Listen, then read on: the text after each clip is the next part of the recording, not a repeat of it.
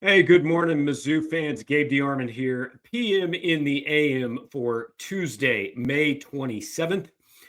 The SEC meetings are underway in Destin, Florida. Greg Sankey addressed some of the media that was there last night. And I want to talk a little bit about sometime in the next month, we might actually have some clarity on what the college football playoff and the future of the sport and the postseason is going to look like. The committee, I believe, meets June 18th. So I want to talk a little bit about what Sankey said last night. First of all, there were some kind of veiled threats about what do we get out of belonging to the NCAA.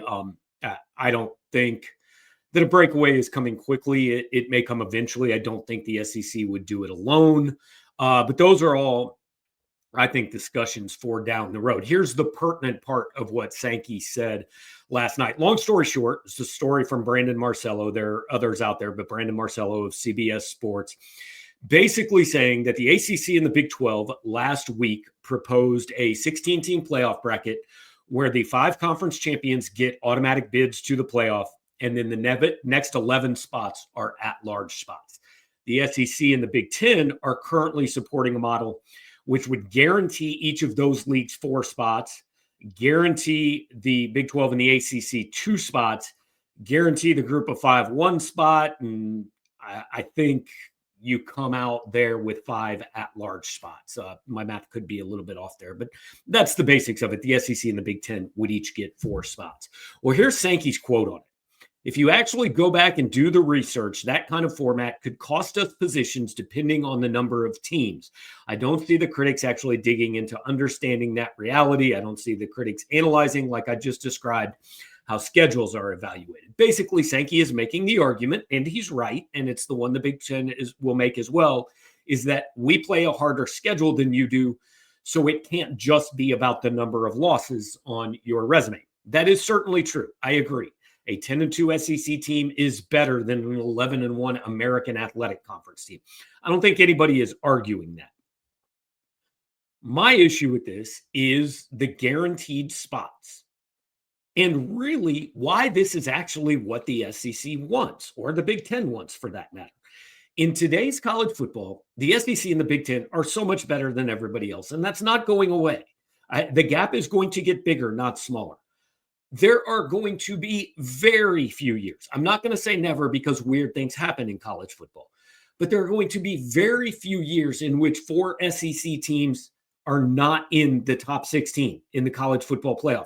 If you guarantee the conference champ a spot, there are going to be 3 more teams ranked in the top 16 of the rankings, or the top 14, whatever it may take. That happens almost every single year. Brett McMurphy put out a post on X, Twitter, whatever you call it these days, this morning, outlining the number of teams from each conference over the last 11 years that would have made the 16-team playoff despite not being ranked in the top 16. There are 3 SEC teams. What that means is there have been 3 instances in 11 years where 4 SEC teams were not in those guaranteed spots. It's more than I would have thought, but it's not enough to me to say, hey, we need to guarantee 4. Last year, this format actually would have cost the SEC a spot because South Carolina would have been left out for a lower-ranked team. I believe it would have been Miami to get all the conference champs and all the guaranteed spots in. The argument for why the SEC and the Big Ten are fighting for this is so that they can go to the SEC can go to a 9-game league schedule. I'm not 100% sure I believe that would happen, so that the SEC and the Big Ten can maybe set up cross-conference games that could be on TV, could have these extra play-in games on conference championship weekend. It basically comes down to the same thing. Every argument for 40 years has come down to more good games on TV, meaning more money from the TV networks, meaning we distance ourselves from the rest of the league or the rest of the country. If all of that actually happens, if what this means is I get to cover 9 SEC games, a game against a Big Ten team, and then a game against, another power conference team or another G5 team, okay, I'm happy with it. I'm not saying it's going to ruin the sport, anything like that. I'm just not convinced that this is the way it would actually go. And I'm not convinced that this is really better for the SEC or the Big Ten. I think you're getting all those teams in anyway.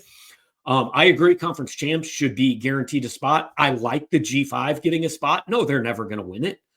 But if a G5 team pulls the upset that Boise State did against Oklahoma in 2006 in the first round of the college football playoff, it doesn't even matter what else happens after that. It's the biggest win in school history and will remain that way until they do it again. So I like the G5 getting a spot.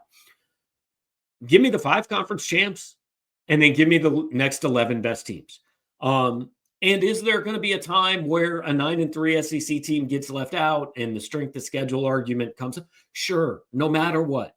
If we're leaving it up to a committee and we're picking 16 teams, the first thing we're going to talk about every single year is who's number 17 and why they didn't get in. We're just going to, you can expand it to 32, and we're going to have that argument about 33.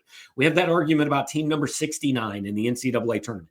It's never going to be perfect. It's never going to work out the way everybody wants it to work out.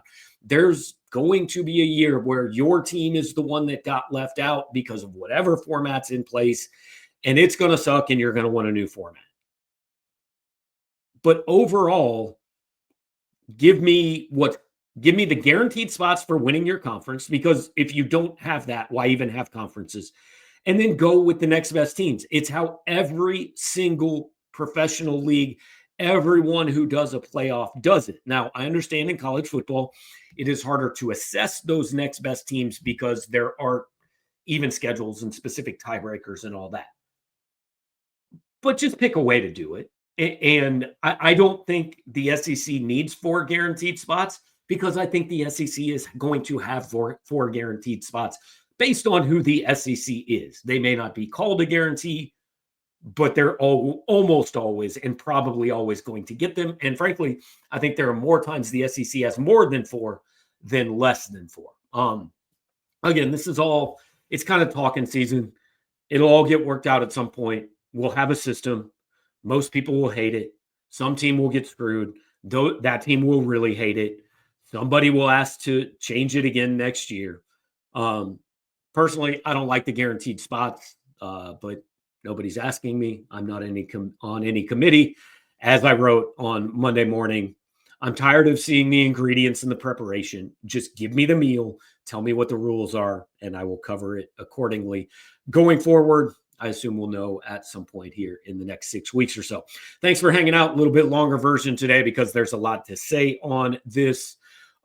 We will be back tomorrow. Talk about who knows what here on PM in the AM. Like, comment, share, and subscribe while you're here. Make sure to join the conversation over at Power Mizzou. You can get a membership right now, 30% off your first year. Thanks for hanging out. Talk to you next time.